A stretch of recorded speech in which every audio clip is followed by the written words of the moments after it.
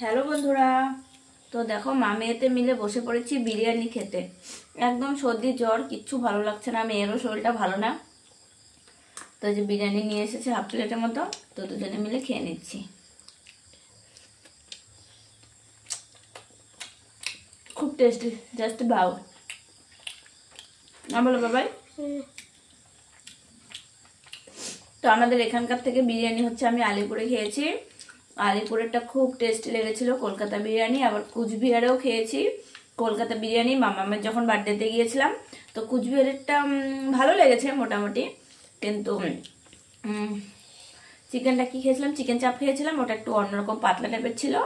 আর আলিপুরেরটা একটু গাঢ় টাইপের, খুব টেস্টি লাগে। তো আলিপুরে গেলে মাঝে সাথে খাওয়া হয়, খুব ভালো লাগে আমার।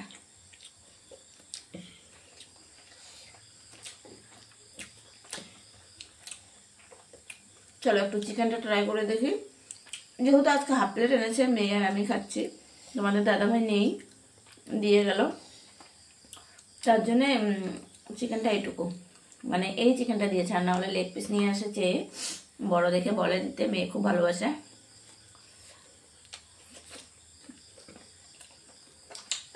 দুপুরে ভাত রয়েছে হাঁড়িতে, সবজি রয়েছে, শরীর ভালো না না,